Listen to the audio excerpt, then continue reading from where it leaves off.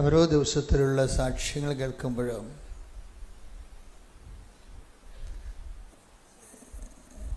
എനിക്ക് മനസ്സിൽ തോന്നുന്ന ഒരു ആശങ്കയുണ്ട്. ഈ ക്രിസ്ത്യാനികൾക്ക് എന്തോ പറ്റിയിട്ടുണ്ടെന്ന്. ഓരോ ദിവസത്തിലുള്ള ഉടമ്പടി സാക്ഷ്യങ്ങളുടെ പുതിയ ആവിഷ്കാരങ്ങളും ജനങ്ങളുടെ ദൈവാനുഭവങ്ങളും കേൾക്കുമ്പോൾ എൻ്റെ മനസ്സിൽ വരുന്ന ഒരു നെഗറ്റീവ് ഫീലിംഗ് ആണ്. എന്താണ്? ഈ ക്രിസ്ത്യാനികൾക്ക് എന്തോ പറ്റിയിട്ടുണ്ടെന്ന്. എന്താ കാര്യം വെച്ച് കഴിഞ്ഞാൽ, ഉടമ്പടി ലീഡ് ചെയ്യണത് ദൈവാനുഭവത്തിൽ അക്രൈസ്തവരാണ്. നിങ്ങൾ സാക്ഷ്യം കേട്ടാൽ മനസ്സിലാകും. അപ്പോൾ എനിക്കുണ്ടാകുന്ന ഉള്ളുകൊണ്ടുള്ള സന്തോഷം എന്താ നിങ്ങൾക്കറിയാവോ? ഈ ഉടമ്പടി അത്ര കണ്ട അറിവില്ലാത്തവർക്കും ഇത് വളരെ സങ്കീർണമായിട്ട് തോന്നുന്നുണ്ടെങ്കിലും ഇത് വളരെ ലളിതമായി നടപ്പിൽ വരുത്തിക്കൊണ്ട് ഉന്നതമായ ദൈവാനുഭവം പ്രാപിക്കുന്നവരുടെ സാധാരണക്കാരും അതുപോലെ തന്നെ അഭ്യസവിദ്യരുമുണ്ട്. അപ്പോൾ ഈ പ്രോജക്റ്റ്, ഈ ഫോർമുല ആപ്ലിക്കബിൾ ആണ്. എക്സ്പീരിയൻഷ്യൽ ലെവലിലാണെങ്കിലും അത് ദൈവാനുഭവത്തിന് ആർക്കും സാധിക്കുന്നതാണ്. അല്പം ആത്മാർത്ഥത കാണിച്ചാൽ മതി എന്നാണ്. ഞാൻ നേരത്തെയൊക്കെ പറഞ്ഞുകൊണ്ടിരുന്നത് ഉടമ്പടി വിശ്വാസത്തിലല്ല ചെയ്യണത്, പിന്നെ എന്തിനാണ്? വിശ്വസ്തതയിലാണ് ചെയ്യണമെന്നല്ലേ. വിശ്വസ്തതയാകുമ്പോൾ നിങ്ങൾക്ക് എന്തുമാത്രം അത് മനസ്സിലാവുമെന്ന് അറിയത്തില്ല. പക്ഷെ ഉടമ്പടി വിശ്വസ്തതയേക്കാൾ ഉപരി ആത്മാർത്ഥതയാണ് ഇതിൻ്റെ അകത്ത് അന്തസത്യം എന്ന് പറയണത്. നിങ്ങൾക്കൊരു ഉടമ്പടി അനുഭവങ്ങൾ വേണമെങ്കിൽ വിശ്വാസം ഓൾറെഡി ഉണ്ടാകണം. പിന്നെന്താണ്? വിശ്വസ്തത ഉണ്ടാവണം. വിശ്വാസത്തിൻ്റെ കണ്ടിന്യൂറ്റിക്കാണ് നമ്മൾ തുടർച്ചയുള്ള വിശ്വാസത്തിനാണ് നമ്മൾ വിശ്വസ്തത എന്ന് പറയുന്നത്.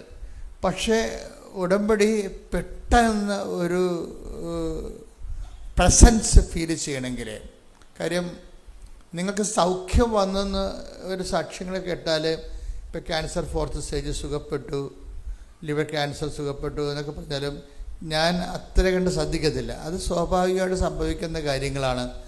ഉടമ്പടി എടുത്ത് കുറച്ച് വൃത്തിമനായിട്ടൊക്കെ ജീവിച്ചവർക്ക് സ്വാഭാവികമായിട്ട് ബേസിക് ഗ്രേസ് ആണ് അതൊക്കെ.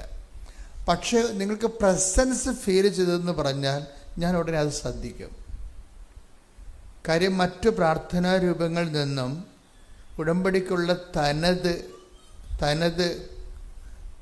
ദൈവാനുഭവം എന്ന് പറയണത്, ഉടമ്പടിയുടെ തനത് ദൈവാനുഭവം എന്ന് പറയണത് പ്രസൻസാണ്, ദൈവസാന്നിധ്യം. ഏത് ദുർഘട സമയങ്ങളിലും ദൈവസാന്നിധ്യം അനുഭവിക്കും. ദൈവസാന്നിധ്യത്തിന് സാധാരണ ലെവലിലെ ആൾക്കാർക്ക് പഞ്ഞം വരുന്ന സമയമുണ്ട്. ഇപ്പം നമുക്ക് ആഹാരത്തിന് പഞ്ഞം വരുന്ന ക്ഷാമകാലമില്ലേ? ആഹാരത്തിന് ക്ഷാമകാലം ഉണ്ടായിരുന്നല്ലോ യുദ്ധം കഴിഞ്ഞപ്പോൾ. 1940 യുദ്ധം കഴിഞ്ഞപ്പോൾ ക്ഷാമകാലമായിരുന്നു ഇവിടെ, ഭയങ്കരമാണ്. അങ്ങനെയാണ് ജനങ്ങളൊക്കെ എല്ലാം നാടൊക്കെ വിട്ടു പോണത്. അപ്പം അതുപോലെ തന്നെ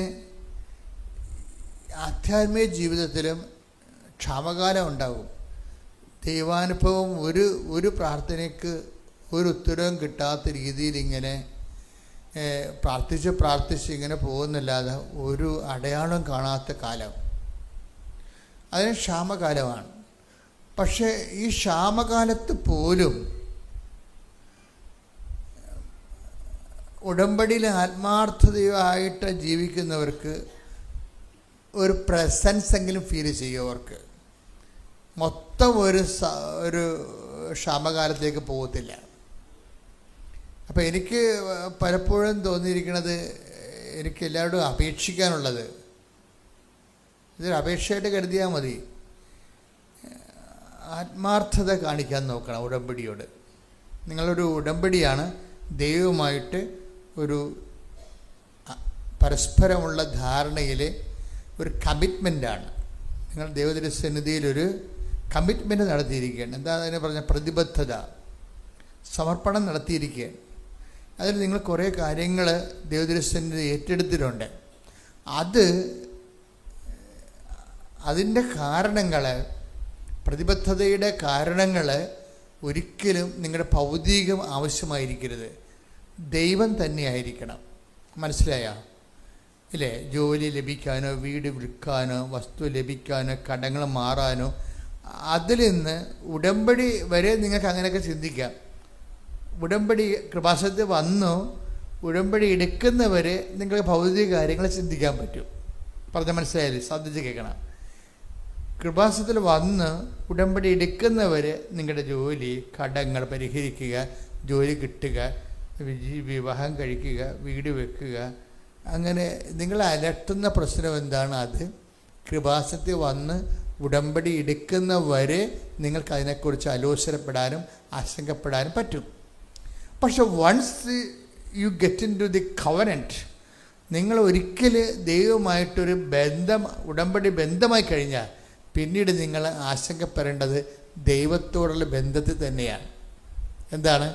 എങ്ങനെ എൻ്റെ ദൈവവുമായിട്ട് divide of the physical demands, നമുക്ക് ഉണ്ടാകുന്ന മറ്റു തരത്തിലുള്ള ഭൗതിക സമ്മർദ്ദങ്ങൾക്കപ്പുറത്ത് എൻ്റെ ദൈവവുമായിട്ട് എനിക്ക് ഈ ഭൂമിയിൽ വെച്ച് സാധ്യമാകുന്ന ഏറ്റവും സുതാര്യവും ഏറ്റവും ലളിതവുമായിട്ടുള്ള ഒരു സ്നേഹബന്ധത്തെ എങ്ങനെ പരിപോഷിപ്പിക്കാൻ കഴിയും, അതിനെന്നെ സഹായിക്കണമേ എന്നാണ് അമ്മയോട് പ്രാർത്ഥിക്കുന്നത്. ശ്രദ്ധിക്കട്ടെ.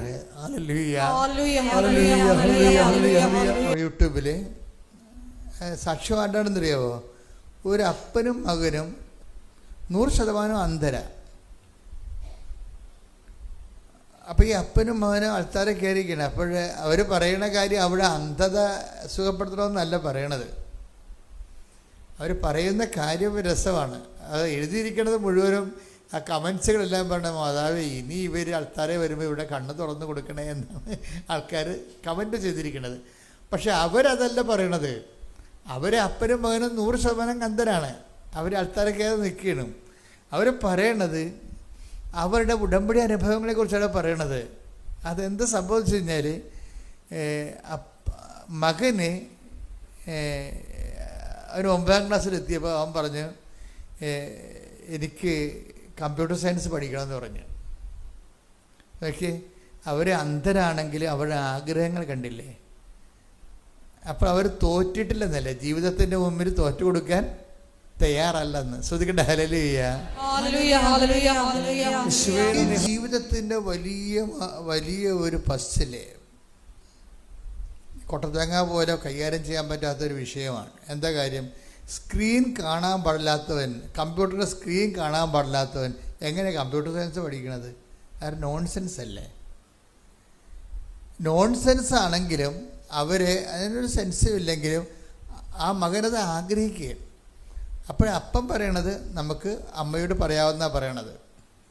അപ്പൻ അതിൻ്റെ അകത്ത് എടാ ഇതെങ്ങനെ സാധിക്കൂടാന്നൊന്നും അപ്പൻ നിരുത്സാഹപ്പെടുത്തണില്ല.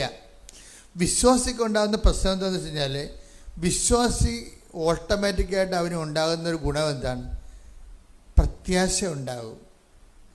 മനസ്സിലായില്ലേ? വിശ്വാസിക്ക് വിശ്വാസം മൂത്ത് കഴിയുമ്പോഴാണ് പ്രത്യാശ വരണത്. വിശ്വാസത്തിൻ്റെ ഒരു വിഷയം എന്ന് പറയുന്നത് ഈശോയുടെ ഒരു പ്രാർത്ഥന കേട്ടില്ലേ? വിശ്വാസം മൂത്ത് ഈശോ പ്രത്യാശ പ്രഘോഷിക്കുന്ന ഒരു ഭാഗമുണ്ട്. എന്താണ്?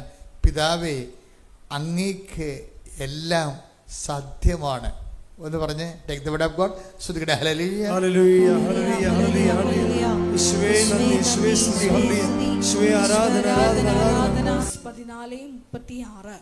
14:36 അവൻ പറഞ്ഞു ആബാ പിതാവേ, എല്ലാം അങ്ങേക്ക് സാധ്യമാണ്.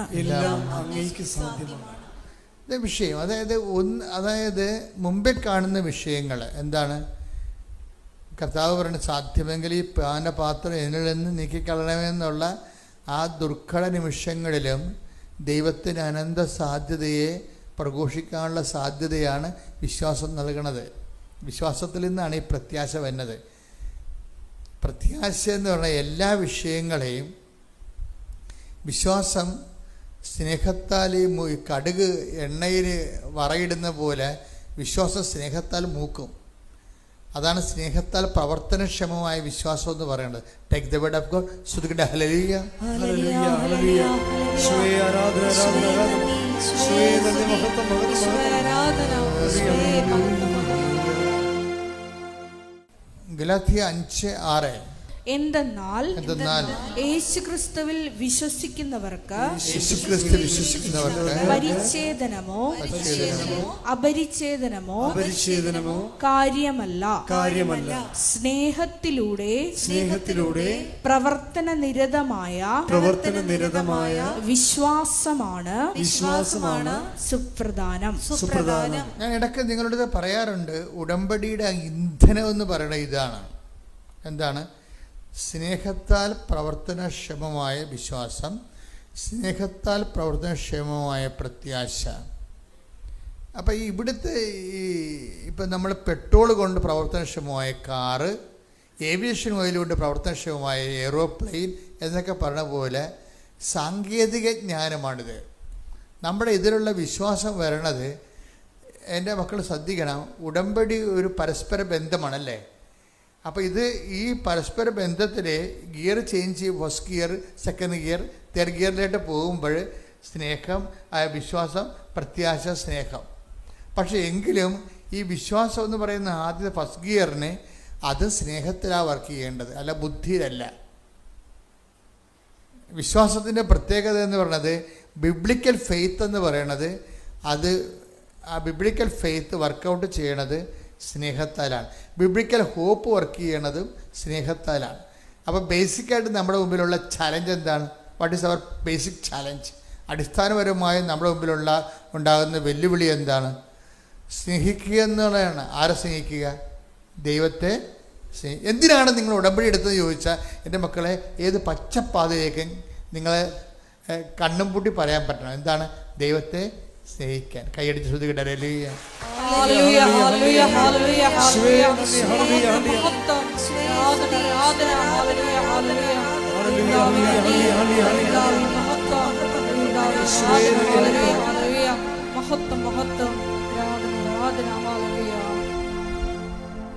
പരിശുദ്ധ പരമദിവ്യകാരുണ്യത്തിന്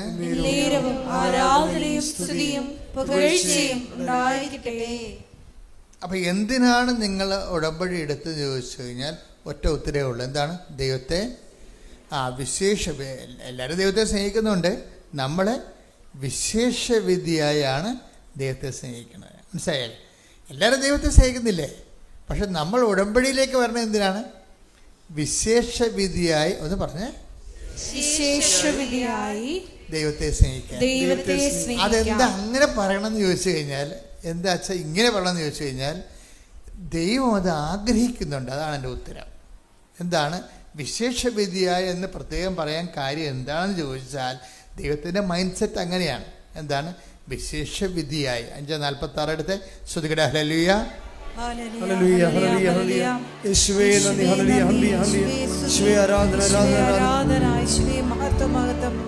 മത്തായി 5:46. നിങ്ങളെ സ്നേഹിക്കുന്നവരെ നിങ്ങൾ സ്നേഹിച്ചാൽ, അത് പറഞ്ഞേ, നിങ്ങളെ സ്നേഹിക്കുന്നവരെ നിങ്ങൾ സ്നേഹിച്ചാൽ നിങ്ങൾക്ക് എന്ത് പ്രതിഫലമാണ് ലഭിക്കുക? എന്ത് പ്രതിഫലമാണ് ലഭിക്കുക? ചുങ്കക്കാർ പോലും അത് തന്നെ ചെയ്യുന്നില്ലേ? ചുങ്കക്കാർ പോലും അങ്ങനെ ചെയ്യുന്നില്ലേ? സഹോദരങ്ങളെ മാത്രമേ നിങ്ങൾ അഭിവാദനം ചെയ്യുന്നുള്ളുവെങ്കിൽ വിശേഷവിധിയായി എന്താണ് നിങ്ങൾ ചെയ്യുന്നത്? വിജാതീയരും അത് തന്നെ ചെയ്യുന്നില്ലേ? എന്തിനാണ് ഉടമ്പടി എടുക്കണമെന്ന് ചോദിച്ചു കഴിഞ്ഞാൽ നമ്മൾ ഒറ്റ വാക്ക് പറയാം. എന്താണ്? ദൈവത്തെ സ്നേഹിക്കാൻ. എങ്ങനെ സ്നേഹിക്കാൻ? വിശേഷവിധിയായി എന്ന് പറഞ്ഞ് വിശേഷവിധിയായി. എന്ന് വെച്ച് കഴിഞ്ഞാൽ ഭയങ്കര കമ്പാരിസനാണ്. നിങ്ങൾ എന്തെങ്കിലും ചെയ്തു കഴിഞ്ഞാൽ ഈശോയോട് പറയും, അത് മറ്റുള്ളവരും ചെയ്യുന്നുണ്ടെന്ന് പറയും. നിങ്ങളെ ന്യൂട്രലൈസ് കളയും. നിങ്ങൾ എന്ത് പുണ്യപ്രവർത്തികൾ ചെയ്താലും എപ്പോഴും നിങ്ങളുടെ ഒരു പ്രതിയോഗിയെ നിങ്ങൾ മനസ്സിൽ കാണണം. പറഞ്ഞാൽ മനസ്സിലാകുന്നില്ലേ? നിങ്ങളിപ്പോൾ ഉപവസിക്കുകയാണ്. അപ്പോൾ ഈശോ പറയും, എന്തിനാണ് ഉപവസിക്കുന്നത്? അത് മകളെ കെട്ടിക്കാൻ. തീർന്ന് ആ സാധനം ഉപവാസത്തിന് ഗ്യാസ് ഔട്ടായി. നിങ്ങൾ ഉപവസിക്കുകയാണ്. അപ്പോൾ നിങ്ങൾ ഈശോ ചോദിക്കും, എന്താണ് ഉപവസിക്കുന്നത്? അത് മകളെ കെട്ടിക്കാൻ. തീർന്ന്. എന്താ കാര്യം? അത് ഒരു വിഷയം വെച്ച് നിങ്ങൾ ദൈവത്തിൻ്റെ സമ്മർദ്ദത്തിലാക്കുകയല്ലേ? ഒരു വിഷയം വെച്ചിട്ടേ, ഞാനിവിടെ എൻ്റെ മകളെ കെട്ടിച്ചില്ലെങ്കിൽ ഞാൻ പട്ടിണി കിടന്ന് ചാകുമെന്നല്ലേ പറയണത്? ദൈവത്തെ ഭീഷണിപ്പെടുത്തിക്കണത്. എന്ന് പറഞ്ഞാൽ ചെയ്യണമെന്ന് തന്നെ അല്ല. നിങ്ങളുടെ ഒരു ക്വസ്റ്റ്യൻ നിങ്ങൾക്ക് മാർക്കിടുമ്പോൾ മറ്റ് ചോദ്യങ്ങൾക്ക് നിങ്ങൾ എന്ത് ഉത്തരം പറഞ്ഞു എന്ന് കൂടി ഈ മാർക്കിടുന്ന ആളെ നോക്കും. പറഞ്ഞാൽ മനസ്സിലാകുന്നുണ്ടോ? മനസ്സിലാകണം. ഒരു ചോദ്യത്തിന് മാർക്കിടുമ്പോൾ മറ്റ് ചോദ്യങ്ങൾക്കെല്ലാം നിങ്ങൾ എന്ത് മാർക്കിട്ടെന്ന് കൂടി മാർക്കിടുന്ന ആൾ നോക്കും. എന്താ കാര്യം? ഈ ചോദ്യത്തിന് മറ്റ് ചോദ്യങ്ങളെല്ലാം തോക്കുകയും ഈ ചോദ്യത്തിന് മാത്രം നിങ്ങൾ ഉത്തരം പറയുകയും ചെയ്താൽ അതിൻ്റെ അർത്ഥം എന്താണ്? നിങ്ങൾ കോപ്പി അടിച്ചെന്നാണ്. അതാണ് സംഭവം. പറഞ്ഞാൽ മനസ്സിലാകേണ്ടത്. വളരെ സൂക്ഷിച്ച് മനസ്സിലാക്കണം. ദൈവമായിട്ട് ഇടപെടുക എന്ന് വെച്ച് കഴിഞ്ഞാൽ പരിശുദ്ധാത്മാവിൻ്റെ മിനിമം വോൾട്ടേജ് ഇല്ലാതെ പറ്റത്തില്ല. ഇതൊരു സീരിയസ്, ഞാൻ എന്നും നിങ്ങളോട് കാലിയെ പിടിച്ച് പറഞ്ഞിട്ടുള്ളൊരു സത്യമാണ്. ദൈവമായിട്ട് ഇടപെടുക എന്ന് വെച്ച് കഴിഞ്ഞാൽ നിങ്ങൾ കണ്ണാടിയിൽ നിങ്ങൾ കാണുന്ന പോലെ പരിശുദ്ധാത്മാവിനെ ഫ്രണ്ടിൽ കാണണം. എന്നിട്ട് നിങ്ങൾ നിരന്തരമായിട്ട് പരിശുദ്ധാത്മാവെ പ്രാർത്ഥിക്കണം. ഒന്ന് കൈ നെഞ്ചത്ത് വെച്ചേ. ആത്മാവേ, പരിശുദ്ധാത്മാവേ, ദൈവസ്നേഹത്തിൽ വളരാൻ വിശേഷവിദ്യയായ സാക്ഷ്യത്തിനായി പരിശുദ്ധാത്മാവിനാൽ എന്നെ പ്രത്യേകമായി അഭിഷേകം ചെയ്യണം. പരിശുദ്ധാത്മാവിനാൽ പ്രത്യേകമായി അഭിഷേകം ചെയ്യണം. ഹല്ലേലൂയ, യേശുവേ നന്ദി. ഹല്ലേലൂയ, ഹല്ലേലൂയ, ഹല്ലേലൂയ, ഹല്ലേലൂയ, ഹല്ലേലൂയ. ആരാധനയും സ്തുതിയും പുകഴ്ചയും ഉണ്ടായിരിക്കട്ടെ. ഇപ്പൊ നമ്മൾ എവിടം വരെയാണ് എത്തിയത്? എന്തിനാണ് ഉടമ്പടി എടുക്കുന്നത്? എങ്ങനെ സ്നേഹിക്കാൻ? അതാ വിഷയം. ഇപ്പൊ ഓക്കെ ആയില്ലേ? അപ്പൊ ഇതാണ് എന്തിനാണ് ഉടമ്പടി എടുക്കുന്നത്. അപ്പൊ നമ്മളെല്ലാം മറന്നു. ആശങ്കകൾ മറന്നു, വിവാഹം മറന്നു, ജോലി മറന്നു, മക്കളില്ലാത്ത അവസ്ഥ മറന്നു, ജോലി ഇല്ലാത്ത അവസ്ഥ മറന്നു, എല്ലാം നമ്മളെ കൊണ്ടുവന്ന് അമ്മയെ ഏൽപ്പിച്ചിരിക്കുകയും എവറിത്തിങ് നമ്മളെ കൊണ്ടുവന്ന് അമ്മയെ ഏൽപ്പിച്ചിരിക്കുകയും. ഇപ്പോൾ ഈ അപ്പൻ്റെ കാര്യം, അപ്പൻ്റെ പേരെന്ന് പറയുക സുധീർ കുമാർ എന്നാണ് ഈ അപ്പന്തനായ അപ്പൻ്റെ പേര്. ആ മകൻ്റെ പേര് ദിനദേവ്. അപ്പോൾ എന്താ വിഷയം എന്ന് പറഞ്ഞാൽ ഇവർ രണ്ടുപേരും അന്ധരാണ്. ഇവർ അന്ധരായിട്ട് തന്നെ നിൽക്കണം. അപ്പോൾ ഈ മകൻ്റെ വിഷയം എന്താണ്? അവന് കമ്പ്യൂട്ടർ സയൻസ് പഠിക്കണം. അപ്പോൾ അവനോടൊരു +1 കൊണ്ട് ചേർക്കും കമ്പ്യൂട്ടർ സയൻസ്. ഇപ്പോൾ +1 ആദ്യം അവിടെ ചെല്ലുമ്പോൾ എല്ലാം തടസ്സമാണേ. നിങ്ങൾ എല്ലാം തടസ്സമാണെന്ന് പറഞ്ഞ് പുറകോട്ട് പോകരുത് കേട്ടാ. ചില ആൾക്കാർക്കൊരു കുഴപ്പമുണ്ട്. എവിടെയെങ്കിലും പോയി തടസ്സം എടുത്താൽ എന്നെ കഴിയില്ല, അവിടെ പോയിട്ട് അതൊന്നും നടക്കത്തില്ലെന്ന്. ഇങ്ങനെ എല്ലാവരും ഇങ്ങനെ ബാക്ക് അടിക്കും. ഉടമ്പടി എടുക്കുന്നവരൊരിക്കലും ബാക്ക് അടിക്കരുത്. മുമ്പോട്ട് തന്നെ പോകത്തുള്ളൂ. നമ്മൾ പുറകോട്ട് വരത്തില്ല. ഉടമ്പടി എടുക്കുക. എന്താ കാര്യം? ഞാൻ നിനക്ക് മുമ്പേ പോകും. കൈയടിച്ച് ശ്രദ്ധിക്കട്ടെ. ഹല്ലേലൂയ, യേശുവേ നന്ദി. ഹല്ലേലൂയ, ഹല്ലേലൂയ, ഹല്ലേലൂയ, ഹല്ലേലൂയ. വായിച്ചോളൂ. ഞാൻ നിനക്ക് മുമ്പേ പോകും. മത്തായി 11:10. മത്തായി 11:10. ഇതാ നിനക്ക് മുമ്പേ എന്റെ ദൂതനെ ഞാൻ അയക്കുന്നു. അവൻ നിന്റെ മുമ്പേ പോയി നിനക്ക് വഴിയൊരുക്കും. എപ്പോഴും ഇത് നമുക്ക് കിട്ടിയിരിക്കുന്ന ഉടമ്പടിക്കാർക്ക് കിട്ടിയിരിക്കുന്ന വാഗ്ദാനമാണ്. മനസ്സിലായില്ലേ? നിങ്ങൾക്കറിയാമല്ലോ, ഇപ്പം എബ്രാഹത്തിനോട് പറഞ്ഞാലും വചനങ്ങളെന്ന് പറയുന്നത് ആരോട്? ഉടമ്പടി എടുത്തവർക്ക് വെളിപ്പെടുത്തിയ ജനകോടികൾക്ക് വേണ്ടിയുള്ള ഉത്തരങ്ങളാണ് ബൈബിൾ വചനങ്ങളെല്ലാം. മനസ്സിലായില്ലേ? ഉടമ്പടി എടുത്തവർക്ക്, ദൈവത്തോട് ഉടമ്പടി എടുത്തവർക്ക് ദൈവം വെളിപ്പെടുത്തിയ ഉത്തരങ്ങളാണ് ബൈബിൾ വചനം മുഴുവനും. ഇപ്പോൾ എബ്രഹാം ഉടമ്പടി എടുത്തതാണ് ഇല്ലേ? പിന്നെ മോസസ് ഉടമ്പടി എടുത്തതാണ്. ഈ ഉടമ്പടി എടുത്ത ആൾക്കാർ ജോഷുവ ഉടമ്പടി എടുത്തതാണ്, ഈശോ ഉടമ്പടി എടുത്തതാണ്. ഈ ബൈബിളിലുള്ള എല്ലാ ആൾക്കാരും ഉടമ്പെടുത്തവരാണ്. പിതാവിനോടാണ് ഉടമ്പെടുത്തതേ ഉള്ളൂ. അപ്പോൾ എടുത്തവർക്കെല്ലാം ഈ ഉടമ്പടി എടുത്തവരോടാണ് ദൈവം സംസാരിച്ചിരിക്കുന്നത്. അതാണ് ദൈവവചനം മുഴുവനും. ദൈവവചനം എന്താണെന്ന് ചോദിച്ചു കഴിഞ്ഞാൽ നിങ്ങൾ എന്ത് പറയണം? ദൈവത്തോട് ഉടമ്പടി എടുത്തവരോട് ദൈവം സംസാരിച്ച സംസാരങ്ങളാണ് വചനം. എന്താണ് ബൈബിൾ വചനം? എന്താണ് ഒന്ന് പറഞ്ഞാൽ? ദൈവത്തോട് ഉടമ്പടി എടുത്തവരോട് ദൈവം കൊടുത്തിട്ടുള്ള സംഭാഷണങ്ങളും വാഗ്ദാനങ്ങളുമാണ് വിശുദ്ധ ബൈബിൾ. അപ്പോൾ ഉടമ്പടി എടുത്തവരോട് സംസാരിച്ചതാണ്. അപ്പോൾ എബ്രഹാം ഉടമ്പടി എടുത്തതാണ്, മോസസ് ഉടമ്പടി എടുത്തതാണ്, ജോഷുവ ഉടമ്പടി എടുത്തതാണ്. അങ്ങനെ എല്ലാവരും തന്നെ ദൈവത്തോട് ഉടമ്പടിയിലാണ്. ഇപ്പം ദാവീദ് പോലും ഉടമ്പടിയിലാണ് ദൈവമായിട്ട്. അത് ഉടമ്പടി വഴി ദാവീദിന് കിട്ടിയത് പരിശുദ്ധാത്മാവിനെ കിട്ടിയായിരുന്നു. പുള്ളിക്കാരൻ്റെ ചില ചുറ്റിക്കളിക്കാരനത് കളഞ്ഞെടുത്ത്, പക്ഷേ എന്നിട്ട് പുള്ളിക്ക് പക്ഷേ ആ ഉടമ്പടിയെക്കുറിച്ച് he was so conscious about that. പുള്ളി പറഞ്ഞ് എൻ്റെ കയ്യിൽ നിന്നൊരു അബദ്ധം പറ്റി, പക്ഷേ എന്നെ കാലെ പിടിച്ച് പറയുകയാണ്, അങ്ങയുടെ സന്നിധിയിൽ നിന്ന് എന്നെ തള്ളിക്കളയരുത്. എന്തോ ഒരു ദാവീദിൻ്റെ പ്രാർത്ഥനയെപ്പോലെ ഒരു പ്രാർത്ഥനയും ദൈവത്തിൻ്റെ ചങ്കലൊച്ചിട്ടില്ല. കാര്യം ആത്മീയ തകർച്ചയുടെ വക്കിൽ നിൽക്കുമ്പോഴും ഇവൻ ദൈവത്തിൻ്റെ കരുണയെക്കുറിച്ച് ഓർക്കും. കൈയടിക്കട്ടെ, ശ്രുതികട്ടെ, ഹല്ലേലൂയ. ദൈവത്തിലെ നിനക്ക് എപ്പോഴെങ്കിലും നിന്റെ പാപത്തെക്കുറിച്ചൊരു ഭാരം തോന്നിയാൽ നീ എപ്പോഴും ഓർക്കേണ്ടത് കർത്താവിൻ്റെ രക്തത്തെക്കുറിച്ചാണ്. എബ്രാഹത്തിനോ മോസസിനോ ഇല്ലാതിരുന്ന, ജോഷുവയ്ക്കും പിതാക്കന്മാർക്കും പ്രവാചകന്മാർക്കും ഇല്ലാതിരുന്ന ഒരു ആനുകൂല്യം നമുക്കുണ്ട്. എന്താണ്? അവൻ്റെ വിശുദ്ധ രക്തം. കൈയടിക്കട്ടെ, സ്തുതിക്കട്ടെ, ഹല്ലേലൂയ.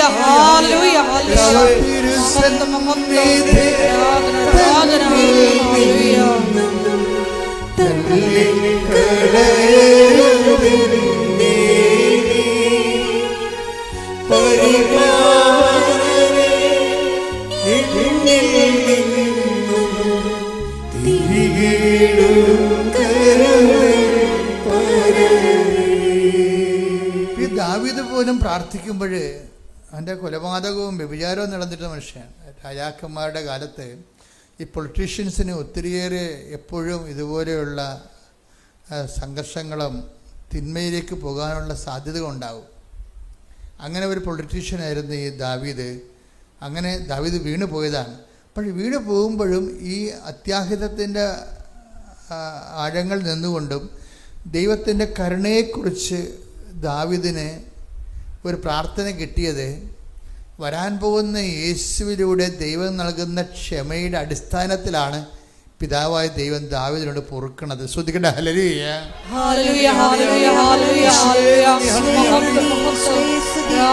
സർവത്തിന് മാനവ വംശത്തിന് ഒരുക്കിയിരിക്കുന്ന പദ്ധതികളെക്കുറിച്ചാണ് ചിന്തിക്കുന്നത്. ഇപ്പോൾ ഈ അച്ഛൻ്റെ കൂടെ ഈശോ എന്താ പറഞ്ഞത്? ദാവീദിനോട്, യേശുവിന് എത്രയോ വർഷം മുമ്പാണ് ദാവീദുള്ളത്. അപ്പം ആ ദാവീദിൻ്റെ പാപങ്ങൾ പോലും പിതാവ് ദാവീദിനോട് ക്ഷമിച്ചത് ആ പാപത്തിന് ഭാവിയിൽ പരിഹാരം ചെയ്യാൻ പോകുന്ന യേശുക്രിസ്തുവിൻ്റെ വിശുദ്ധ രക്തത്തെയും ഓർത്തുകൊണ്ടാണ് കരുണ കാണിച്ചിരിക്കുന്നത്. ദാവീദും പ്രാർത്ഥിച്ചിരിക്കുന്നത് കർത്താവിൻ്റെ നാമത്തിൽ വരാൻ പോകുന്ന ക്രിസ്തുവിൻ്റെ രക്തത്തിൻ്റെ യോഗ്യതയാൽ എന്നോട് ക്ഷമിക്കണമെന്ന കാര്യം ക്ഷമ അവൻ വഴി മാത്രമാണ്. കൈയടിക്കട്ടെ, സ്തുതിക്കട്ടെ, ഹല്ലേലൂയ. ദിനത്തിലെ 7ാമത്തെ വാക്യം. സ്തുതിക്കട്ടെ, ഹല്ലേലൂയ.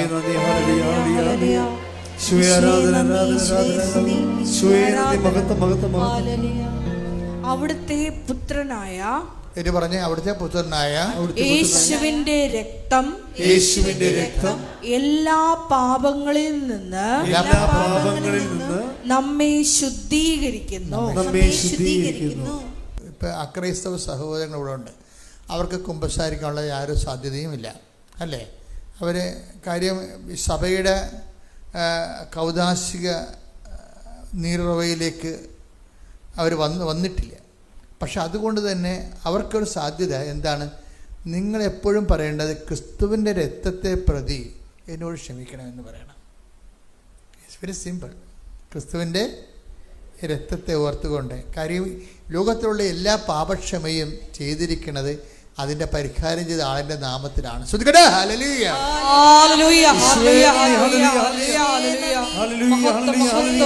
അവരൊരു സാക്ഷ്യം പറഞ്ഞായിരുന്നു. അവരുടെ സാക്ഷ്യം പറഞ്ഞതിൻ്റെ അതിൻ്റെ അത് യൂട്യൂബിൽ നമ്മൾ അപ്പ് ചെയ്തിട്ടുണ്ട്. അത് അവരുടെ ഒരു ദൈവാനുഭവമാണ് അവർ പറയണത്. എന്താ പറയണത്? എനിക്ക് ഉടമ്പടി ജീവിച്ചു കഴിഞ്ഞപ്പോൾ, അങ്ങനെയാണ് അവർ പറയണത്, ഉടമ്പടി ജീവിച്ചു കഴിഞ്ഞപ്പോൾ എനിക്ക് മനസ്സിലായ മിനിമം നോളജ് എന്ന് പറയുന്നത് എന്താണ്? കൃപാസനം നിത്യതയിലേക്കുള്ളൊരു പാലമാണെന്ന്. എന്തൊക്കെ ഈ ആൾക്കാർ പറയണമെന്ന് കേട്ടോ നോക്കിയേ. അതായത് ഉടമ്പടി ജീവിച്ച് കഴിഞ്ഞപ്പോൾ അവർ പറയുന്ന വാക്കുകളെല്ലാം ശ്രദ്ധിക്കണം. എന്താണ്? ഉടമ്പടി ജീവിച്ച് കഴിഞ്ഞപ്പോൾ എനിക്ക് മനസ്സിലായത്, കുറഞ്ഞ വാക്കിൽ പറയാം, കൃപാസനം നിത്യതയിലേക്കുള്ള ഒരു പാലമാണെന്ന്. Praise the Lord. ഇതാണ് ഈടുറ്റ സാക്ഷ്യങ്ങൾ എന്നൊക്കെ പറയണത്. ഇത് ക്രിസ്ത്യാനികൾ പറയണില്ലല്ലോ ഇത് ഇങ്ങനെ. അതാണ് വിഷയം. അപ്പോൾ അതായത് അവർ ശിശുക്കൾക്ക് വെളിപ്പെടുത്തി കൊടുത്തെന്ന് പറഞ്ഞ് ഈശോ പറഞ്ഞില്ലേ, ബുദ്ധിമാന്മാരിൽ നിന്ന് വിവേകികളിൽ നിന്ന് മറച്ചു വെച്ച് ശ്രുതികട്ടെ. ഹല്ലേലൂയ, ഹല്ലേലൂയ, ഹല്ലേലൂയ, ഹല്ലേലൂയ. യേശുവേ നന്ദി. ലൂക്കാ 10:21. ലൂക്കായുടെ സുവിശേഷം 10:21. ആ സമയം തന്നെ പരിശുദ്ധാത്മാവിൽ ആനന്ദിച്ച് അവൻ പറഞ്ഞു, സ്വർഗത്തിന്റെയും ഭൂമിയുടെയും കർത്താവായ പിതാവേ, അവിടുത്തെ ഞാൻ സ്തുതിക്കുന്നു. എന്തെന്നാൽ അങ്ങ് ഇവ ജ്ഞാനികളിൽ നിന്നും ബുദ്ധിമാന്മാരിൽ നിന്നും മറച്ചു വെക്കുകയും ശിശുക്കൾക്ക് വെളിപ്പെടുത്തുകയും ചെയ്തു. ശിശുക്കൾ എന്ന് പറഞ്ഞാൽ എന്താണ്? ഇങ്ങനെ ഇള ഒഴുക്കി അമ്മയുടെ മടിയിരിക്കുന്ന സംഭവമല്ല, മറിച്ച് എന്താണ്? എല്ലാത്തിനും ശിശുക്കളുടെ മുമ്പിൽ എല്ലാം അത്ഭുതമായിരിക്കും, എല്ലാം ആകാംക്ഷയിരിക്കും, എല്ലാം അത്ഭുതം. അത് ദൈവത്തെ ഫ്രഷായിട്ട് കേൾക്കുന്നവർ എല്ലാത്തിനെക്കുറിച്ച് ഒരു ആകാംക്ഷയും എല്ലാം അത്ഭുതം. അടുത്തത് എന്താണ്, ഇനിയുള്ള ജീവിതം എങ്ങനെയാണ്, ഇങ്ങനെ ആകാംക്ഷയും ദൈവത്തെ അടിസ്ഥാനപ്പെടുത്തിക്കൊണ്ടവർക്ക് ആകാംക്ഷ ഉണ്ടാകും. അത് ശിശുക്കളുടെ ഏറ്റവും വലിയ ഗുണം അതാണ്. അപ്പം അങ്ങനെ ഈ ഉടമ്പടിയെക്കുറിച്ച് നിങ്ങൾക്ക് എൻ്റെ മക്കളെ, എനിക്ക് നിങ്ങളോടുള്ള വീണ്ടും ഒരു അപേക്ഷ, നിങ്ങൾ ഈ വെച്ചിരിക്കുന്ന 6 നിയോഗങ്ങൾ നിങ്ങൾ മറക്കണം. 6 നിയോഗങ്ങൾ, 6 അതിനേക്കാൾ വലിയ കാര്യങ്ങൾ ചെയ്യുമെന്ന് ഈശോ പറഞ്ഞത് അല്ലേ? അങ്ങനെ ഈശോ പറഞ്ഞിട്ടുണ്ട്. വലിയ കാര്യങ്ങൾ. ശ്രുതികട്ടെ. ഹല്ലേലൂയ, ഹല്ലേലൂയ, ഹല്ലേലൂയ, ഹല്ലേലൂയ. യേശുവേ നന്ദി. ഹല്ലേലൂയ, ഹല്ലേലൂയ. യോഹന്നാൻ 14:12. സത്യം സത്യമായി ഞാൻ നിങ്ങളോട് പറയുന്നു, എന്നിൽ വിശ്വസിക്കുന്നവനും ഞാൻ ചെയ്യുന്ന പ്രവൃത്തികൾ ചെയ്യും. ഞാൻ പിതാവിന്റെ അടുത്തേക്ക് പോകുന്നത് കൊണ്ട് ഇവയേക്കാൾ വലിയവയും അവൻ ചെയ്യും. അപ്പൊ നമ്മളെപ്പോഴും ഈ ഉടമ്പടിയില് നമ്മൾ വെച്ചിരിക്കുന്ന വിഷയങ്ങളില്ലേ, ഇത് നമ്മൾ ദൈവവുമായിട്ട് നമ്മൾ ഒരു ബന്ധം വരാൻ വേണ്ടി നമ്മൾ ചെയ്തിരിക്കുന്ന ഒരു മിനിമം പരിപാടിയാണ്. പക്ഷെ ദൈവം ചെയ്യണതെന്ന് പറയുന്നത് ഇതിനേക്കാൾ വലിയ. നമുക്ക് കിട്ടുന്ന ഓഫർ എന്താ? നമുക്ക് കിട്ടിയിരിക്കുന്ന ഓഫർ എന്താണ്? ഞാൻ എൻ്റെ പിതാവിൻ്റെ 14:12 അല്ലേ, ഞാൻ എൻ്റെ പിതാവിൻ്റെ അടുക്കിലേക്ക് പോകുന്നതിനാൽ ഇവയേക്കാൾ വലിയ കാര്യങ്ങൾ നിങ്ങൾ ചെയ്യും. Praise the Lord. അതാണ് വാഗ്ദാനം കിട്ടിയിരിക്കുന്നത്. ഉടമ്പടി എന്തിൻ്റെ പ്രാർത്ഥനയാണ്? വാഗ്ദാനം പ്രാപിക്കാനുള്ള പദ്ധതി പ്രാർത്ഥനയാണ്. ഉടമ്പടി എന്താണെന്ന് ചോദിച്ചു കഴിഞ്ഞാൽ എന്താണ്? കുറഞ്ഞ വാക്കിൽ എന്താ പറയണത്? ഉടമ്പടി വാഗ്ദാനം പ്രാപിക്കാനുള്ള പദ്ധതി പ്രാർത്ഥനയാണ്. അതായത് ഉടമ്പടിയുടെ വിഷയം പ്രാർത്ഥനയാണ്, പക്ഷേ അതിൻ്റെ പ്രശ്നം എന്താണ്? അത് പ്രോജക്റ്റ് പ്രെയറാണ്, പദ്ധതി പ്രാർത്ഥന. ഒരു പദ്ധതിയുടെ ഭാഗമായുള്ള പ്രാർത്ഥന അതിൻ്റെ അകത്തുള്ളത്, പദ്ധതിയുടെ ഭാഗമായിട്ടുള്ള പ്രാർത്ഥനയാണ്. അപ്പം പദ്ധതി കൊണ്ട് എന്താണ്? അവൻ പറയണ പോലെ ചെയ്യുന്നതാണ് പദ്ധതി. അപ്പം അവൻ പറയുന്ന പോലെ ചെയ്യണമെങ്കിൽ എന്ത് വേണം? വിശ്വാസം വേണം, സ്നേഹം, പ്രത്യാശ വേണം, പിന്നെ എന്ത് വേണം? സ്നേഹം വേണം. ഇതിനൊക്കെ ഗ്രോത്ത് വേണം. അതാണ് വിഷയം. നിങ്ങൾ എപ്പോഴും നമ്മൾ ശ്രദ്ധിക്കേണ്ടത്, ഉടമ്പടി ഒരു പദ്ധതി പ്രാർത്ഥനയാണ്. അതിൻ്റെ പദ്ധതി എന്ന് പറഞ്ഞാൽ എന്താണ്? അവൻ പറയണത് പോലെ ചെയ്യുന്നതാണ്. അപ്പം ചെയ്യുമ്പോൾ ഈ ആഴ്ച ചെയ്തതുപോലെ അടുത്ത ആഴ്ച ചെയ്യാൻ പറ്റത്തില്ല. എന്താണ്? ഒരു ഗ്രോത്ത് വേണം അവിടെ. എങ്ങനെയാണ്? എന്തൊരു ഗ്രോത്ത് വേണം? ചെയ്യുന്ന ചെയ്വനയിൽ വിശ്വാസത്തിൽ ഗ്രോത്ത്, വളർച്ച വേണം. പിന്നെന്ത് വേണം? പ്രത്യാശയിൽ വളർച്ച വേണം. പിന്നെന്ത് വേണം? സ്നേഹത്തിൽ വളർച്ച വേണം. ഇപ്പം ചെയ്യുന്ന ചെയ്യത്തിൽ പക്ഷെ നമ്മളെ കണ്ടുവന്നിരിക്കുന്നത് എന്താണെന്നറിയാവോ? ഇപ്പോൾ 2 പുതുക്കി 3 പുതുക്കി വന്നിരിക്കുന്നത് ഈ ഡെഡ് ബോഡി പോലെ ചെറിയ ആൾക്കാരൊക്കെ വരുന്നുണ്ട്. 3 പുതുക്കിയിട്ടുണ്ട്, പക്ഷെ മുമ്പുണ്ടായിരുന്ന ജീവൻ പോലെ ഇനിയിപ്പോൾ ഇല്ല. അച്ഛനെ കാണാൻ വരുന്ന പുതുക്കിയ ആൾക്കാർ വരുമ്പോൾ നിങ്ങൾ വളരെ ശ്രദ്ധിക്കണം. എന്താ പ്രശ്നം വെച്ച് കഴിഞ്ഞാൽ, നിങ്ങൾ പുതുക്കണത് എന്തിലാണ്? സ്നേഹത്തിലാണ് പുതുക്കണത്, വിശ്വാസത്തിലാണ് പുതുക്കണത്, പ്രത്യാശയിലാണ് പുതുക്കണത്.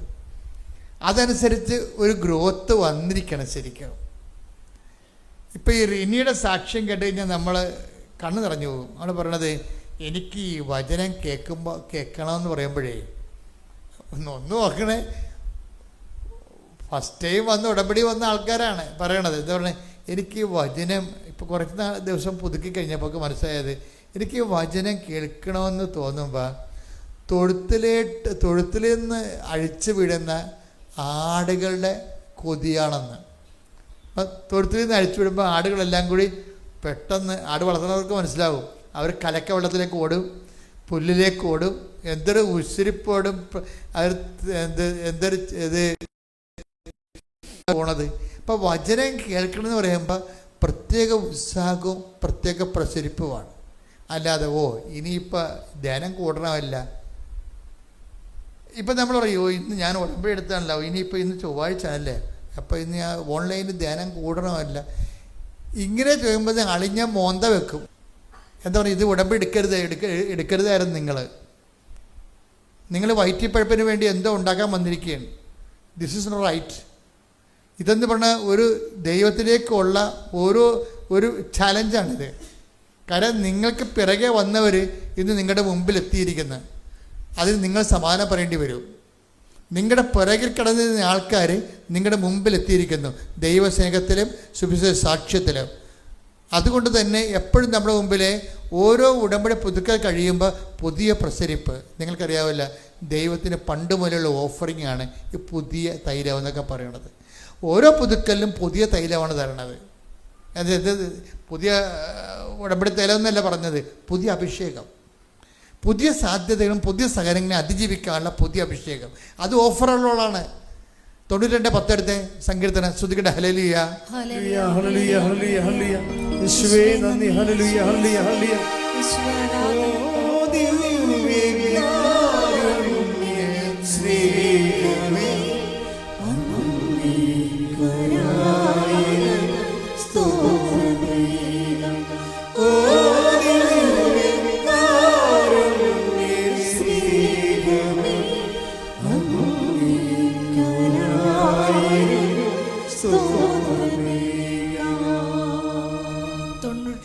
സങ്കീർത്തനം 10-ാം തിരുവചനം.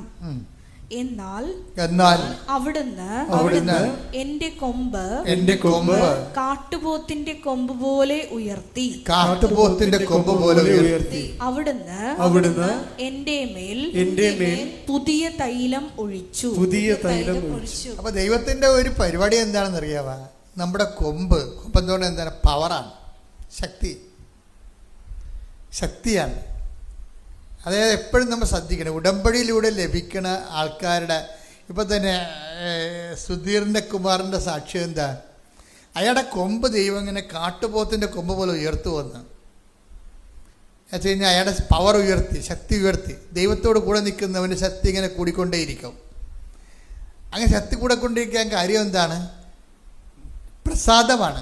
പ്രസാദം കിട്ടുമ്പോഴാണ്, അതായത് കൃപ കിട്ടുമ്പോഴാണ്, അനുഗ്രഹമല്ല, പവർ ഓഫ് ഗോഡ്. ശക്തി എന്ന് പറയുന്നത് എന്താണ്? ശക്തി എന്നും കൃപയുമായിട്ടാണ് ബന്ധപ്പെട്ടിരിക്കുന്നത്. ദൈവത്തിൻ്റെ ശക്തിക്ക് കൃപയെന്നും പറയും, ദൈവത്തിൻ്റെ കൃപയ്ക്ക് ശക്തി എന്നും പറയും. നമുക്ക് വേണ്ടത് അതാണ്. അതിനാണ് ഉടമ്പടി ചെയ്തിരിക്കുന്നത്. 2 കൊരിന്ത്യർ 12:9 എടുത്ത് ശ്രുതിക്കട്ടെ. ഹല്ലേലൂയ ഹല്ലേലൂയ ഹല്ലേലൂയ ഹല്ലേലൂയ. യേശുവേ നന്ദി, യേശുവേ ആരാധന. 2 കൊരിന്ത്യർ 12:9. എന്നാൽ അവിടുന്ന് എന്നോട് അരുളി ചെയ്തു, നിനക്ക് എന്റെ കൃപ മതി.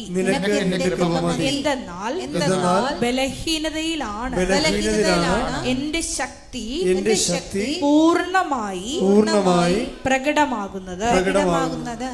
ഇപ്പൊ മനസ്സിലായില്ലേ? അതായത് ഉടമ്പടി ഉന്നം വെക്കുന്നത് ദൈവശക്തിയിലാണ്. ദൈവത്തിൻ്റെ ശക്തി ഷെയർ ചെയ്ത് വാങ്ങിക്കുകയാണ്. ഇതുകൊണ്ടാണ് ഇതിൻ്റെ സാധ്യതകൾ നമ്മൾ അനന്തമാണ്. ഉടമ്പടി ഉന്നം വെക്കുന്നത് എന്തിലാണ്? ദൈവത്തിൻ്റെ ശക്തിയിലോ. ഒന്ന് പറഞ്ഞ ഉടമ്പടി ഉന്നം വെക്കുന്നത് എന്തിലാണ്? ദൈവത്തിൻ്റെ ശക്തി. ഇതിനാണ് കൊമ്പെന്ന് ബൈബിൾ പറയണത്. അതൊരു പ്രതീകം ഉപയോഗിക്കുകയാണ്. കാരണം മൃഗത്തിൻ്റെ ശക്തി ഇരിക്കുന്നത് എവിടെയാണ്? അതിൻ്റെ കൊമ്പിലാണ്. കാട്ടുപോത്തിനെ കണ്ടിട്ടില്ലേ? കൊമ്പിൽ പിടിച്ച് കഴുവാനെ വരെ എറിഞ്ഞു കളയും. നമ്മൾ ഈ ആനിമൽ പ്ലാന്റെ കാണുമ്പോഴല്ലേ നമ്മളവർക്ക് ഇപ്പം ഈ കാട്ടുപോത്തിനെ സിംഹം തിന്നുവന്ന് എവിടെയായിട്ട് ഇവൻ്റെ പള്ളക്കെട്ട് കുത്തിയിട്ട് ഇവനെ എറിയും. എറിഞ്ഞെടുക്കുന്ന മുഖം വന്ന് 4 കാല് ഇടിഞ്ഞു പൊളിഞ്ഞ് വീണ കാണാൻ താഴെ. കൊമ്പിലാണ് പവർ ഇരിക്കുന്നത്. അപ്പോൾ നമ്മുടെ പവർ ഇരിക്കുന്നത് എവിടെയാണ്? മനുഷ്യൻ്റെ പവർ ഇരിക്കുന്നത് എവിടെയാണ്? കൃപയിലാണ്, ഇല്ലേ? ഇപ്പം കുഞ്ഞുങ്ങൾക്ക് കരച്ചിൽ ബലം എന്നൊക്കെ പറയത്തില്ലേ? മത്സ്യങ്ങൾക്ക് അല്ല, കുഞ്ഞുങ്ങൾക്ക് കരച്ചിൽ ബലം പഴയ നീതിസാരത്തിലുള്ളതാണ്. എന്താണ് കുഞ്ഞുങ്ങൾക്ക് കരച്ചിൽ ബലം, അല്ലേ? മത്സ്യത്തിന് വെള്ളം ബലം, പക്ഷിക്ക് ആകാശം ബലം, ദൈവ പൈതലിന് കൃപ ബലം. കൈയടിക്കട്ടെ, സ്തുതിക്കട്ടെ. ഹല്ലേലൂയ, ഹല്ലേലൂയ, ഹല്ലേലൂയ, ഹല്ലേലൂയ, മഹത്വം, ആരാധന, ആരാധന, ഹല്ലേലൂയ, ഹല്ലേലൂയ, സ്തുതിയും പുകഴ്ചയും ഉണ്ടായി. അപ്പോൾ ദൈവമായിട്ട് ഉടമ്പടിയിലൂടെ ദൈവശക്തി ഷെയർ ചെയ്യുമ്പോൾ നിങ്ങൾ എപ്പോഴും ഈ ബലത്തെക്കുറിച്ച് ചിന്ത വേണം. എന്തിനാണ് ഉടമ്പടി എടുക്കുന്നത്? ഉടമ്പടി ദൈവത്തിൻ്റെ ബലം പ്രാപിക്കാനാണ്. ദൈവത്തിൻ്റെ ബലത്തിൻ്റെ പേരെന്താണ്? കൃപ. കൃപയ്ക്ക് ബൈബിൾ എന്താ പറയണത്? പ്രസാദം. അതാണ് ഈ പറഞ്ഞിരിക്കുന്നത്. ഓരോ ഇപ്പം നമ്മൾ ഈ സങ്കീർത്തനം 89:17 എടുത്തേ. സങ്കീർത്തനം 89:17. ശ്രുതികട ഹല്ലേലൂയ, ഹല്ലേലൂയ, ഹല്ലേലൂയ, യേശുവേ നന്ദി, ഹല്ലേലൂയ, ഹല്ലേലൂയ, ഹല്ലേലൂയ, യേശുവേ സ്തുതി, ഹല്ലേലൂയ. 89-ാം സങ്കീർത്തനം 17-ാം തിരുവചനം. അങ്ങാണ്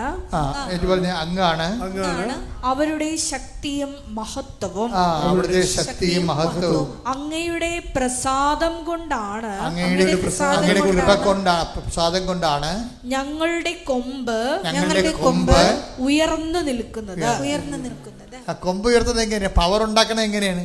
അങ്ങയുടെ പ്രസാദം കൊണ്ടാണ്, നോട്ട് ബ്ലെസ്സിങ്. അതാണ് വിഷയം. അത് എപ്പോഴും നമ്മൾ ഉടമ്പടിക്കാർ ശ്രദ്ധിക്കണം. അങ്ങയുടെ എന്ന് പറഞ്ഞ സങ്കീർത്തനം 89:17 അങ്ങയുടെ പ്രസാദം കൊണ്ടാണ്,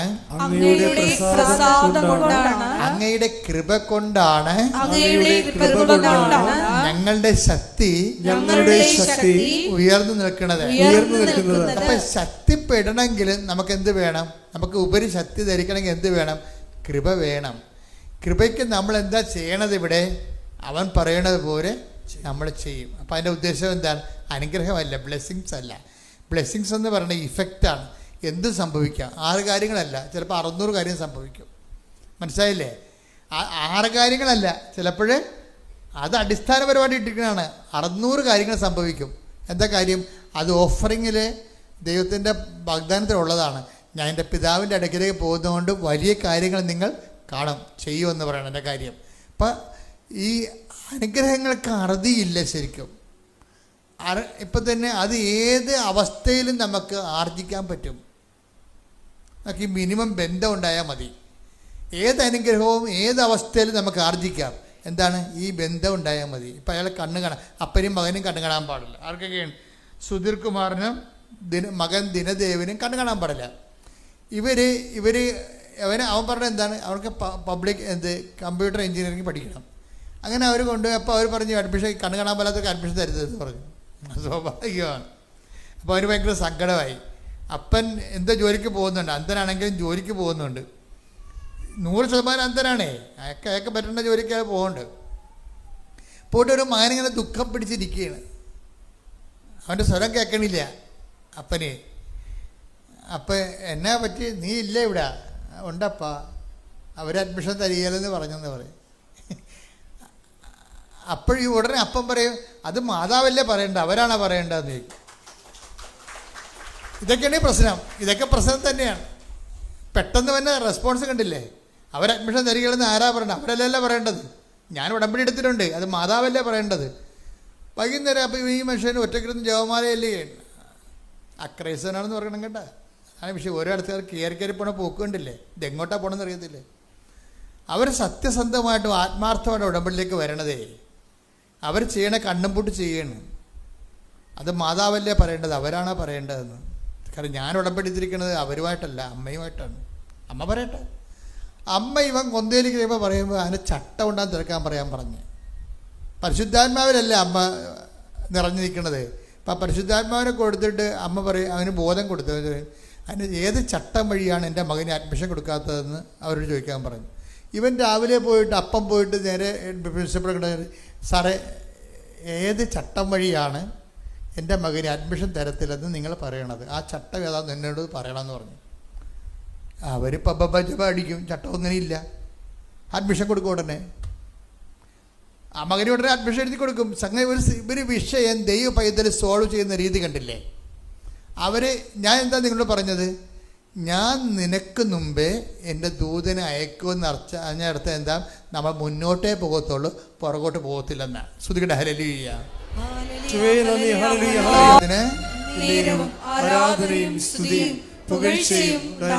ഇപ്പോൾ പരിശുദ്ധാത്മാവ് എന്താ നമ്മൾ പറയണത്? ഞാൻ നിനക്ക് മുമ്പേ എൻ്റെ ദൂതനെ അയക്കുമെന്ന് പറഞ്ഞാൽ എൻ്റെ അർത്ഥം എന്താണ്? നമ്മൾ മുമ്പോട്ടേ പോകത്തുള്ളൂ, പുറകോട്ട് പോകത്തില്ല. എന്താ കാര്യം? നമ്മൾ മുമ്പോട്ടേ പോകാവൂ, പുറകോട്ട് പോകരുത് എന്ന് പറയുന്നതിന് പകരം ദൈവം പറഞ്ഞ എന്താണ്? ഞാൻ നിനക്ക് മുമ്പേ എൻ്റെ ദൂതനെ അയക്കും എന്ന് പറഞ്ഞ്, ഞാൻ നിനക്ക് മുമ്പേ എൻ്റെ ദൂതനെ അയക്കും. അപ്പം നമ്മൾ മുമ്പോട്ടേ പോകത്തുള്ളൂ, പുറകോട്ട് പോകത്തില്ല. നമ്മൾ മുമ്പോട്ടേ പോകാവൂ എന്ന് പറയാൻ വേണ്ടിയാണ് കർത്താവിൻ്റെ വചനം പറയണത്, ഞാൻ നിനക്ക് മുമ്പേ എൻ്റെ ദൂതനെ അയക്കും. കൈയടിച്ച് ശ്രുതിക്കട്ടെ. അപ്പം ഈ അന്ധനായ അപ്പനും മകനും ജീവിതത്തിൻ്റെ വെല്ലുവിളി അഭിമുഖീകരിച്ചുകൊണ്ട് മുന്നോട്ട് പോകണം കണ്ടില്ലേ?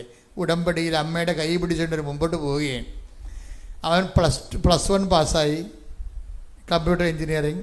അതുപോലെ തന്നെ അവൻ +2 പാസ്സായി. അപ്പോൾ അവൻ്റെ അടുത്ത പ്രശ്നം അവന് ബിടെക്കിന് പോകണം. അതാണ് അടുത്ത പരിപാടി. മുമ്പോട്ട് തന്നെ പോവുകയാണ് അവരെ. അപ്പോൾ എങ്ങനെയാണ് ഈ അന്ധന്മാർ രണ്ടുപേരും കൂടി അപ്പനും മകനും കൈ പിടിച്ച് മാതാവിൻ്റെ കൈയും പിടിച്ച് മുമ്പോട്ട് പോകണത്? മനോഹരമായൊരു സാക്ഷ്യമാണ്. ഞാൻ തന്നെ പറഞ്ഞത് എന്തൊരു വെല്ലുവിളിയാണ് മനുഷ്യന്. നമ്മൾ അന്ധന്മാരാണെങ്കിൽ നമ്മൾ പ്രാർത്ഥിക്കണത് ഈ ബിടെക്കിന് വേണ്ടിയല്ല പ്രാർത്ഥിക്കണം, ആദ്യം കണ്ണു തുറന്നു തരാനേ പ്രാർത്ഥിക്കത്തുള്ളൂ. അല്ല ഒന്ന് ചിന്തിച്ച് നോക്കിയേ. നമ്മൾ അന്ധന്മാരാണെങ്കിൽ നമ്മൾ ബിടെക്കിന് വേണ്ടിയാണ് പ്രാർത്ഥിക്കുന്നത്, അല്ല കണ്ണു തുറന്നു തരാൻ ആദ്യം പ്രാർത്ഥിക്കത്തുള്ളൂ. അപ്പോൾ അതിലേക്ക് ചേർന്ന് നിൽക്കുകയാണ്. പക്ഷേ ബിടെക്കിന് ചെല്ലുമ്പോൾ അവിടെ പ്രശ്നം ഉണ്ടാവും. ബിടെക്കിന് വരുമ്പോൾ അവർ പറയും അഡ്മിഷൻ ഇല്ല എന്ന് പറയും. എന്താ കാര്യം വെച്ച് കഴിഞ്ഞാൽ സാങ്കേതിക വിദ്യാഭ്യാസമാണ്. സാങ്കേതിക വിദ്യാഭ്യാസത്തിന് 40% വൈകല്യമേ പാടുള്ളൂ. ഇതിപ്പോൾ 100% വൈകല്യമാണ്. 40% വൈകല്യമേ ഉണ്ടെങ്കിൽ സാങ്കേതിക വിദ്യാഭ്യാസം കൊടുക്കാമെന്നാണ് ഗവൺമെൻറ് നിയമം. അപ്പം അതുകൊണ്ട് ഇത് 100% വൈകല്യമായതുകൊണ്ട് ബിടെക്കിന് സ്ക്രീൻ പോലും കാണാൻ പറ്റാത്ത ആൾക്കാർക്ക് അഡ്മിഷൻ കിട്ടത്തില്ലെന്ന് പറയും. പക്ഷേ ഈ അപ്പനും മകനും അതിന് വേറൊരു മാർഗം കണ്ടുപിടിക്കും. എന്ന് വെച്ച് കഴിഞ്ഞാൽ അവൻ്റെ എൻട്രൻസ് എക്സാമിന് സ്ക്രൈബിനെ വെച്ച് എൻട്രൻസ് തോറ്റ് കഴിഞ്ഞാൽ അതിക്കുമ്പോൾ ഒരു എൻട്രൻസ് ഉണ്ടല്ലോ, എൻട്രൻസിനാണ് ഇവരുടെ ഏറ്റവും വലിയ അനുഭവം എന്ന് പറയണത്. എൻട്രൻസിൽ വരുമ്പോൾ എൻട്രൻസിൽ വെച്ച് ഇങ്ങനെയുള്ള ആൾക്കാർ തള്ളിപ്പോകത്തില്ലേ? അപ്പോൾ എൻട്രൻസിന് ചെയ്യണമെങ്കിൽ ഇവന് ചെയ്യാൻ പറ്റത്തില്ല, സ്ക്രൈബിനെ വെച്ച് ചെയ്യാം. അപ്പോൾ വേറെ ഒരാളെ വാടകയ്ക്ക് എടുക്കണം, എഴുത്തുകാരന് നിയമപരമായിട്ട് വേറെ ആളെ കണ്ണ് കാണാവുന്ന ഒരാളെ വാടകയ്ക്ക് എടുക്കണം. വാടകയ്ക്ക് എടുക്കുമ്പോഴുള്ള കുഴപ്പമെന്ന് വെച്ച് കഴിഞ്ഞാൽ ബിടെക്കുകാരൻ്റെ എൻട്രൻസിന് വാടകയ്ക്ക് എടുക്കേണ്ട ആൾ സ്ക്രൈബിന് +1 വിദ്യാഭ്യാസമേ പാടുള്ളൂ. കാര്യം എന്താണ്? ഇവന് കൂടുതലുണ്ടായി കഴിഞ്ഞാൽ ഈ സ്ക്രൈബിന് ഇവനേക്കാൾ കൂടുതൽ വിദ്യാഭ്യാസം ഉണ്ടായാൽ അവൻ്റെ അറിവ് ഇവൻ്റെ ഉത്തരത്തിൽ വരണ കാരണം ഇവൻ ജയിക്കും, കള്ളജയമായിരിക്കും അത് കാരണം ഗവൺമെൻറ് പറഞ്ഞിരിക്കുന്നത് സ്ക്രൈബിന് വാടകയ്ക്കെടുത്ത് നിൻ്റെ പരീക്ഷ അവനെടുത്ത് നീ പറഞ്ഞു കൊടുക്കുന്നു, അവൻ എഴുതുന്നു, പക്ഷെ അവന് വിദ്യാഭ്യാസം നിന്നേക്കാൾ കുറവായിരിക്കണം, +1 പാടുള്ളത്. അപ്പോൾ +1 ഒരു വിദ്യാർത്ഥിയെ കണ്ടുപിടിക്കും. നോക്കിയേ, ജീവിതം കുറച്ച് പരിഷ്കമാണെങ്കിലും അമ്മയോട് കൂടി ഇവർ മുന്നേറിക്കുകയാണ്. അമ്മയോട് കൂടി മുന്നോട്ട് പോകണ പോക്കുകയാണ്, നല്ല രസമാണ്. എന്നിട്ട് ഇവർ സ്ക്രൈബിനെ കണ്ടുപിടിക്കും, ഒരു +1 ഉള്ള ആളെ എൻട്രൻസ് കണ്ടുപിടിച്ച് കഴിയുമ്പോൾ ഉള്ള പ്രശ്നം വെച്ച് കഴിഞ്ഞാൽ അവൻ +1 സർട്ടിഫിക്കറ്റ് വേണം. അവന് +1 പഠിച്ചുകൊണ്ടിരിക്കുകയല്ലേ, +1 +2 പൂർത്തിയാക്കിയാലേ അവന് സർട്ടിഫിക്കറ്റ് കിട്ടത്തുള്ളൂ. അപ്പം പിന്നെ എന്താ മാർഗം? പൂർത്തിയാക്കിയതിന് സർട്ടിഫിക്കറ്റ് കൊടുക്കാൻ പറയും. അവൻ 10ാം ക്ലാസ് പൂർത്തിയാക്കി, സ്ക്രൈബ് 10ാം ക്ലാസ് അവൻ പൂർത്തിയാക്കിയതാണ്. അപ്പോൾ 10ാം ക്ലാസ് വേറെ സ്കൂളിലാണ് പൂർത്തിയാക്കിയിരിക്കുന്നത്.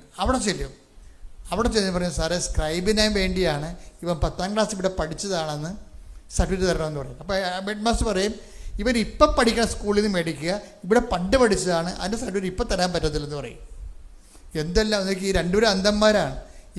അന്ധന്മാർ അതിനേക്കാൾ വലിയ അന്ധന്മാരാണ് ഇവരെ ആക്രമിക്കാൻ പറ്റുന്നത്. എന്ത് കഷ്ടമാണ് ദിവസത്തിൽ അവർ ആ ജീവിതം. നമ്മളല്ലേ ഉടമ്പടിക്ക് ഞാൻ നിനക്ക് മുമ്പേ എൻ്റെ ദൂതനെ അയക്കുമെന്ന് പറഞ്ഞു കഴിഞ്ഞാൽ അതിൻ്റെ അർത്ഥം എന്താണ്? മുന്നോട്ട് തന്നെ പോവുക, പുറകോട്ടടിക്കരുതെന്ന് അർത്ഥം. അപ്പനും മകനും മുന്നോട്ട് തന്നെ പോവുകയാണ്. മുന്നോട്ട് കഴിഞ്ഞാൽ ഇവരെ സ്ക്രൈബിനെ കിട്ടത്തില്ല എന്ന് പറഞ്ഞുകൊണ്ട് ഇനി എന്ത് ചെയ്യുമെന്ന് പറഞ്ഞുകൊണ്ട് ഈ അപ്പനും മകനും സ്കൂൾ ഓഫീസിൻ്റെ വാതിക്കെ നിൽക്കുകയാണ്. എന്ന് വെച്ചാൽ പെട്ടെന്ന് ഈ അപ്പന് തോന്നി ഉടമ്പടി കാശുരം എടുത്ത് വിശ്വാസപ്രമാണം ചെയ്യാൻ തോന്നി.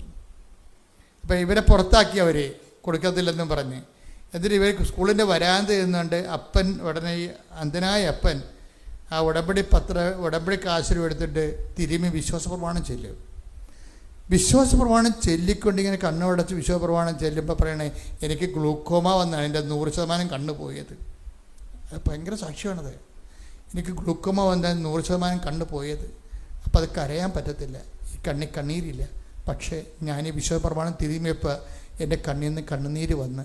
കാര്യം എനിക്ക് അത്രയും വേദന ഉണ്ടായിരുന്നെന്ന്.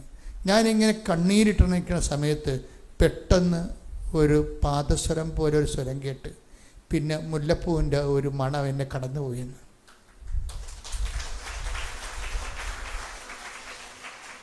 അങ്ങനെ പോയി ഞാനിങ്ങനെ പ്രാർത്ഥിച്ചത് നിൽക്കുകയാണ്. 5 മിനിറ്റ് കഴിഞ്ഞപ്പോൾ ഈ പാദസ്വരവും അന്ധനല്ലേ, ഈ പാദസ്വരവും മുല്ലപ്പൂവിൻ്റെ മണവും തിരിച്ചു വന്നു. എന്നിട്ട് എനിക്കൊരു പേപ്പർ നീട്ടിയിട്ട് പറഞ്ഞു, നിങ്ങളുടെ മകന് അഡ്മിഷനായിട്ടുണ്ട്, സ്ക്രൈബിന് അനുവദിച്ചിട്ടുണ്ട്. എനിക്ക് അത് അമ്മ ഒരാളെ ചാർജ് ചെയ്തിട്ട് ആ ചേച്ചി ഓഫീസിൽ പോയി പ്രിൻസിപ്പളിനോട് സംസാരിച്ച്, പ്രിൻസിപ്പളെ ഇപ്പം ഇത് കൊടുക്കുന്നതുകൊണ്ട് സ്കൂളിന് എന്താ നഷ്ടമെന്ന് ചോദിച്ചു. ഇവർക്ക് വേണ്ടി വാദിക്കാൻ ആളെ വെച്ചമ്മ, ഇത് കൊടുക്കുന്നതുകൊണ്ട് നമ്മുടെ സ്കൂളിന് എന്താ നഷ്ടം? അവനിത് പരീക്ഷ 2 അന്ധനായ വിദ്യാർത്ഥിക്ക് പരീക്ഷ എഴുതാനല്ലേ, അത് കൊടുക്കുന്നുണ്ട് നമ്മുടെ സ്കൂളിന് വല്ല നഷ്ടം ഉണ്ടാകുന്നത്. അത് ഇവർ ശാസിച്ച് ചോദിച്ചതോടുകൂടി ഉടനെ പ്രിൻസിപ്പൾ ഒപ്പിട്ട് കൊടുക്കും. തിരിച്ച് ഇവർ തന്നെ കൊണ്ടുവന്ന് ഇവർക്ക് കൊടുക്കും. അതായത് പിന്നെ ഇത് മുന്നോട്ട് പോവുകയാണ്. എൻ്റെ വിഷയം എന്ന് പറയുന്നത്, ഇവർ പോകുന്ന സഞ്ചാരങ്ങളിൽ പ്രസൻസ്, അമ്മ ഒരു ചേച്ചിയാണ് വന്നത്, പക്ഷേ അത് അമ്മയാണെന്ന് അറിയിക്കാൻ വേണ്ടിയാണ് ഈ സുഗന്ധം വരണത്.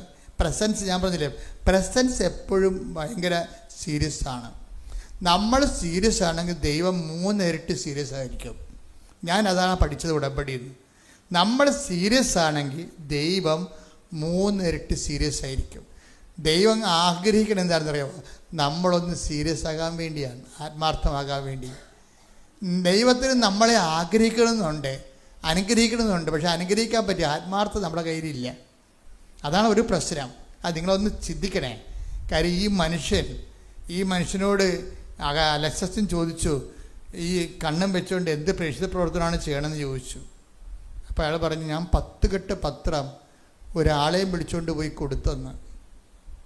മനസ്സിലായോ? അന്ധനായ മനുഷ്യനെ ഈ കണ്ണും വെച്ചുകൊണ്ട് എന്ത് പ്രേക്ഷിത പ്രവർത്തനം ചെയ്തതെന്ന് പറഞ്ഞപ്പോൾ അയാൾ തിരിച്ചു കൊടുത്ത ഉത്തരം എന്താ അറിയാമോ? ഞാൻ 10 കെട്ട് പത്രം പലപ്പോഴായിട്ട് കണ്ണ് കാണാവുന്ന ഒരാളുടെ കയ്യിൽ പിടിച്ചുകൊണ്ട് പോയിട്ട് ഓരോ ആൾക്കാർക്കും ഈ അന്ധൻ ഈ പത്രം കൊടുത്തുകൊണ്ടിരിക്കുകയാണ്. അപ്പം കണ്ണ് കാണാവുന്ന ആൾക്കാരുടെ പത്രം വീട്ടിൽ ഇരിക്കുകയാണ്. അതാണ് പ്രശ്നം. ഇതാണ് നിങ്ങൾ ഇരന്ന് പണി മേടിക്കണമെന്ന് പറയണത്. ദൈവത്തിൻ്റെ മുമ്പിൽ നിങ്ങൾ എലികളാണ് ശരിക്കും. ഇവിടെ സിംഹങ്ങൾ വേറെ ഉണ്ട്. സിംഹങ്ങൾ നിൽക്കുകയാണ്. അന്ധനായ മനുഷ്യൻ 10 കെട്ട് പത്രം മറ്റുള്ളവരുടെ സഹായം പിടിച്ച് അവൻ്റെ കൈക്ക് പിടിച്ചുകൊണ്ട് പോയി ഓട്ടോറിക്ഷയിലും ചന്തയിലും കൊണ്ടുനടന്ന് കൊടുക്കുകയാണ്. ആത്മാർത്ഥത എന്ന് പറയും. നമ്മളൊരു ആത്മാർത്ഥത കാണിച്ചാൽ ദൈവം 3 ഇരട്ടി ആത്മാർത്ഥത കാണിക്കും. അപ്പം ദൈവം കൊതിക്കുന്നുണ്ട്. എന്താണ്? നിങ്ങളെ കുറ്റപ്പെടുത്താനല്ല, നിങ്ങളും ആത്മാർത്ഥതയോട് ദൈവവുമായിട്ട് ജീവിക്കാൻ. ശ്രദ്ധിക്കട്ടെ. ഹല്ലേലൂയ.